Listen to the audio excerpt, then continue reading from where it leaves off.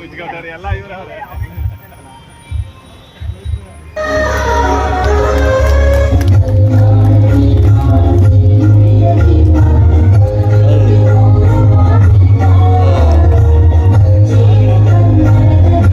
ಸುಮಾರು 20 ಕೋಟಿ ರೂಪಾಯಿ ವೆಚ್ಚದ ರಸ್ತೆ ಅಭಿವೃದ್ಧಿ ಕಾಮಗಾರಿಗೆ ಶಾಸಕ ದರ್ಶನ್ ಧ್ರುವನಾರಾಯಣ್ ಭೂಮಿ ಪೂಜೆ ನೆರವೇರಿಸಿದ್ರು.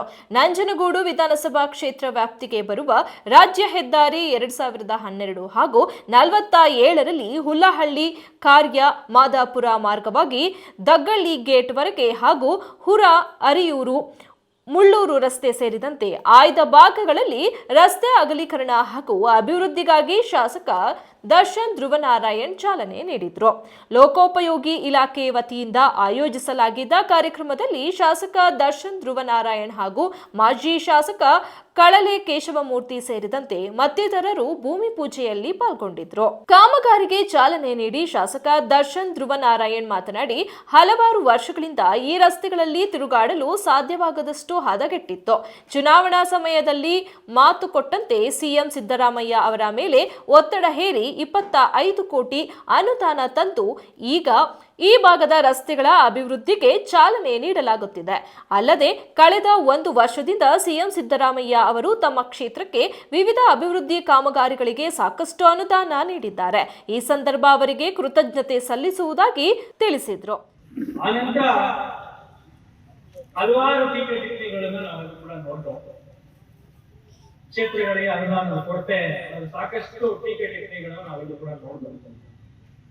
ಆದ್ರೆ ಇವತ್ತಿನ ದಿವಸ ನಮ್ಮ ಕ್ಷೇತ್ರದಲ್ಲಿ ನಮ್ಮ ಕ್ಷೇತ್ರಕ್ಕೆ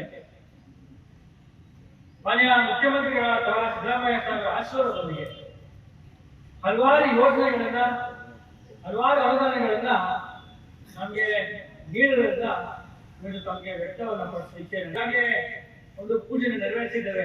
ಅದರಂತೆ ಸಚಿವರಾದ ಜಾರಕಿಹೊಳಿ ಅವರು ಕೂಡ ರಸ್ತೆ ಅಭಿವೃದ್ಧಿಗೆ ಸಾಕಷ್ಟು ಅನುದಾನ ನೀಡಿದ್ದಾರೆ ಎಂದು ಸ್ಮರಿಸಿ, ತಮ್ಮ ತಂದೆಯಂತೆ ನಾನು ಕೂಡ ನಿಮ್ಮಲ್ಲಿ ಒಬ್ಬನಾಗಿ ಈ ಕ್ಷೇತ್ರದ ಅಭಿವೃದ್ಧಿಗೆ ನಿಲ್ಲುತ್ತೇನೆ, ನಿಮ್ಮ ಸಹಕಾರ ಇರಲಿ ಎಂದರು.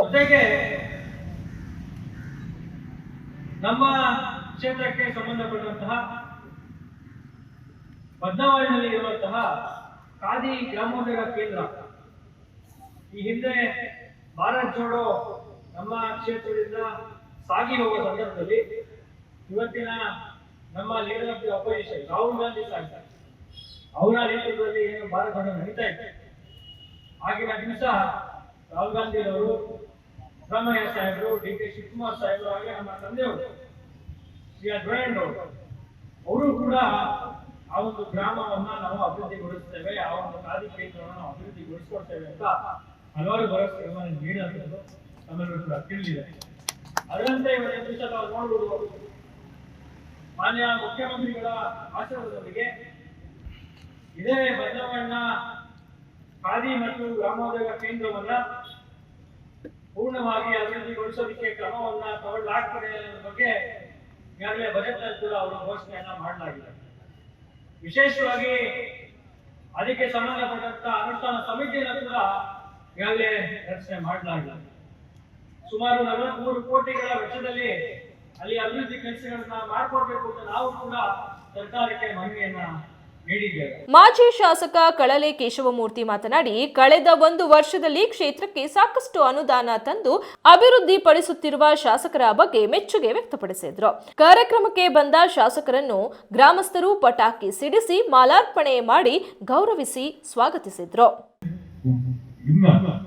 ಅಂಚು ಕಳೆಗಿದೆ, ಆಗ ಸರಾಗವಾಗಿ ರಸ್ತೆ ಮೇಲೆ ಬಂದಂತ ನೀರು ಆ ಚರಂಡಿಯಲ್ಲಿ ಅನುಭವಕ್ಕಾಗುತ್ತೆ. ಮತ್ತೆ ಪ್ರತಿಯೊಂದು 15 ಮೀಟರ್ ಕೂಡ ಟ್ರೈನ್ ಮಾಡುವಂತ ಸಂದರ್ಭದಲ್ಲಿ ರಸ್ತೆ ಉತ್ತಮವಾದಂತ ಇದೆಲ್ಲದೇ ಮಾನ್ಯ ಶಾಸಕರು ಈಗ ಕ್ಷೇತ್ರದಲ್ಲಿ ಇನ್ನೂ ಇದನ್ನ ಮುಂದೆ CRS ಗ್ರಾಂಟ್ ಅನ್ನೋದನ್ನ ಅಲ್ಲಿ ಸುಮಾರು 6 ಕೋಟಿ ರೂಪಾಯಿಯನ್ನ ಈಗಾಗಲೇ ಕೂಡ ಇಲ್ಲ ಜಾಲಹಳ್ಳಿಯವರಿಗೂ ಕೂಡ ಅದನ್ನು ಕೂಡ ಈಗಾಗಲೇ ಅದನ್ನ ಮಂಜೂರು ಮಾಡ್ತಿದ್ದಾರೆ.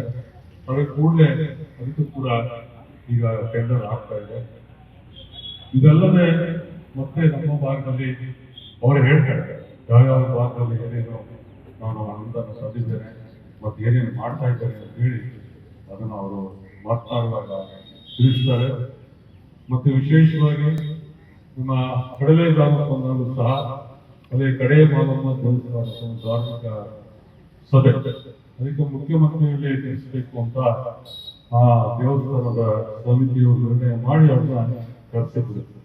ಆ ಸಂದರ್ಭದಲ್ಲೂ ಕೂಡ ಸುಮಾರು ಮುಖ್ಯಮಂತ್ರಿಗಳ ವಿಶೇಷ ಅನುದಾನವನ್ನು 2 ಕೋಟಿ ರೂಪಾಯಿನ ಅಲ್ಲಿ ಒಂದು ಚಾಲನೆ ಕೊಟ್ಟು ಇಡೀ ಕಡಲೆ ಗ್ರಾಮಕ್ಕೆ ಅವರು ದಿವಸ ಎಲ್ಲಾ ರೀತಿಯಾದಂತಹ ಅನುಕೂಲವನ್ನು ಮಾಡಿದ್ದಾರೆ. ಹೀಗೆ ನಂಜನಗೂಡು ನಗರ ಪ್ರದೇಶ, ಹೌದು, ನಂಜನಗೂಡು ನಗರ ಪ್ರದೇಶದ 31 ವಾರ್ಡ್ಗಳಿದ್ದಾವೆ. ಮೊನ್ನೆ ನಡೆದಂತಹ ಚುನಾವಣೆಯಲ್ಲಿ ಅವರ ನೇತೃತ್ವದಲ್ಲಿ ಅಧ್ಯಕ್ಷರು ಮತ್ತು ಉಪಾಧ್ಯಕ್ಷ ಸೋಮವಾರ ಬೆಳಗಿನ ಹೊತ್ತು ಪ್ರತಿ ವಾರ 4 ವಾರ್ಡ್ ಕೊಟ್ಟು ಅಲ್ಲಿ ಅನೇಕ ಕೆಲಸಗಳನ್ನು ಮಾಡಲಿಕ್ಕೆ ನಗರೋತ್ಥಾನ ಅಂತ ಯೋಜನೆಗೆ ಸುಮಾರು 30 ಕೋಟಿ ರೂಪಾಯಿಗಳಲ್ಲಿ ಅದಕ್ಕೂ ಕಾಪಾಡಿಯನ್ನು ಪ್ರದೇಶಕ್ಕೆ ಮಾಡ್ತಾರೆ. ವಿಶೇಷವಾಗಿ ಒಳಚರಂಡಿ ಯೋಜನೆ